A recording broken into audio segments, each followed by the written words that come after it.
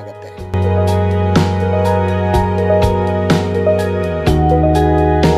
ಇನ್ನು ಬೆಟ್ಟದ ಮೇಲೆ ಹೊಸ ಜೈನ ಮಂದಿರ ನಿರ್ಮಾಣ ಆಗ್ತಿದೆ. ಅದರ ರಿನೋವೇಷನ್ ಕಾರ್ಯಗಳು ಭರದಿಂದ ಸಾಗ್ತಾ ಇದೆ.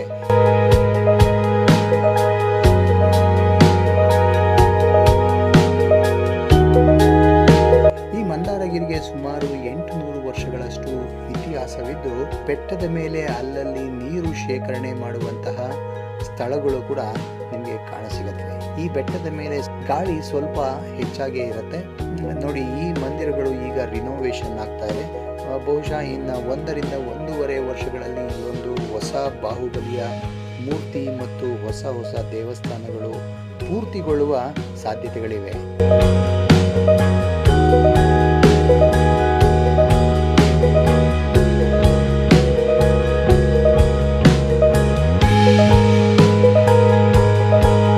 ಇದು ಬೆಟ್ಟದ ಮೇಲಿಂದ ಪಿಕಾಕ್ ಟೆಂಪಲ್ ಯಾವ ರೀತಿ ಕಾಣಿಸುತ್ತೆ ಅನ್ನೋದನ್ನ ನಾನು ನಿಮಗೆ ತೋರಿಸ್ತಾ ಇದ್ದೀನಿ.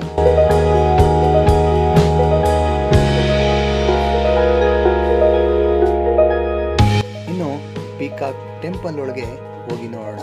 ಪಿಕಾಕ್ ಟೆಂಪಲಿನ ಒಳಗಿನ ದೃಶ್ಯ ತುಂಬಾನೇ ಸುಂದರವಾಗಿದೆ, ತುಂಬಾ ನೀಟಾಗಿದೆ.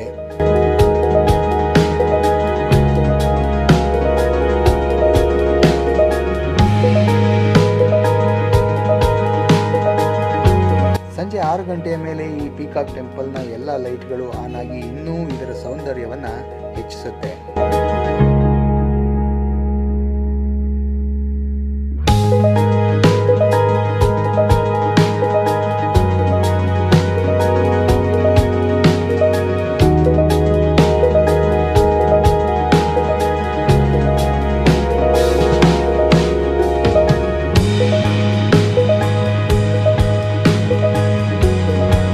ನೀವೇನಾದರೂ ಬೆಂಗಳೂರು ಅಥವಾ ತುಮಕೂರಿನ 1 ಡೇ ಟ್ರಿಪ್ಗೆ ಪ್ಲಾನ್ ಮಾಡ್ತಾ ಇದ್ರೆ ಈ ಬೆಟ್ಟವನ್ನು ನಿಮ್ಮ ಲಿಸ್ಟ್ನಲ್ಲಿ ಆಡ್ ಮಾಡ್ಕೊಳ್ಳೋದನ್ನು ಮರಿಬೇಡಿ.